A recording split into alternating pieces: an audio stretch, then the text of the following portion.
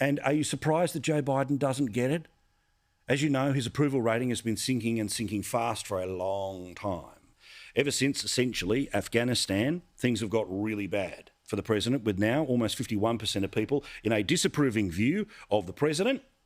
And you saw what happened yesterday in Virginia, where the Republicans were able to win against the tide, and they got very close in New Jersey. Both states that had voted for Obama, they had voted for Biden by massive margins.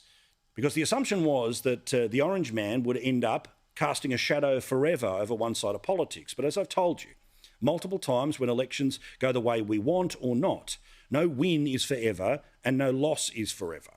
And the reality of American politics is that it's always a change election. It always goes tick, tock, tick, tock. But the talk is coming very loudly at the moment for the Democrats. So you would think that the bloke who had won an election with the most number of votes that any presidential candidate had received in history would be aware that the very same places that voted for him last year are now voting against his team this year. Oh no, it's all apparently to do with Trump. I'm not sure that I would be able to have changed the number of very conservative folks who turned out in the red districts who were Trump voters. Now, this is, we call it bullshitting, they call it gaslighting, right?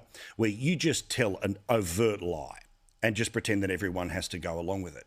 Here is a map of Virginia. The stats come to us via the New York Times. Every single bit of the state went further Republican.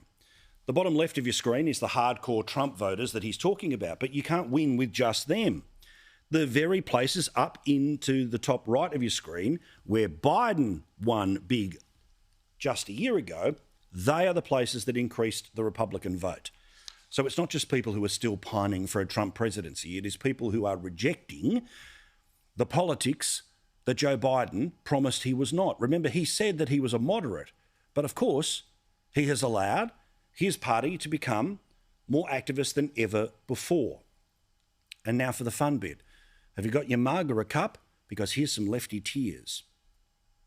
There was a lot of racialized teaching. Well, I'm not talking about teaching slavery here. That's you fine. do remember you remember what happened during the pandemic. If I think George Floyd happened during the pandemic. In my hometown. And that's why people were talking about there was a racial race. There was a whole bunch of stuff going on. I hate to break it to you with two young kids in school, but it's been going on since long before George Floyd. Well, the 57% of white women that voted for Youngkin do want to pretend that it didn't happen, and they don't want their white children. I wouldn't. Critical race theory being taught. He was going to end it.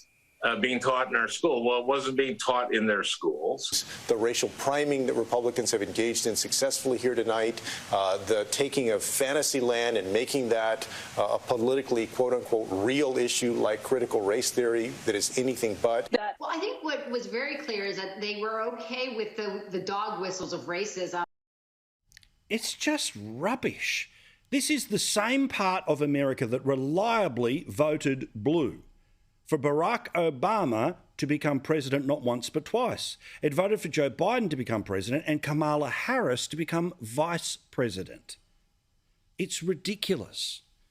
Yet, this is the talking point, and I'm fine for them to think this is what happened in Virginia, because if they keep carrying on like this, the exact same thing will happen a year from now and 3 years from now. This isn't about Democrats not doing enough to exercise their base, and this definitely is not about messaging or even about beloved.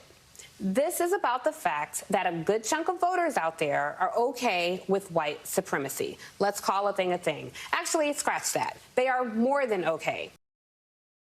Hang on. The same voters in the same election that you say are okay with white supremacy, well, unlike in Australia, where the deputy prime minister or premier is just part of the team, it is a vote in and of itself.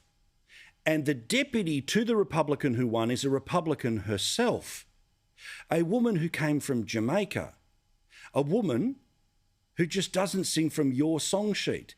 Why would Virginia vote for this woman if it was okay with white supremacy?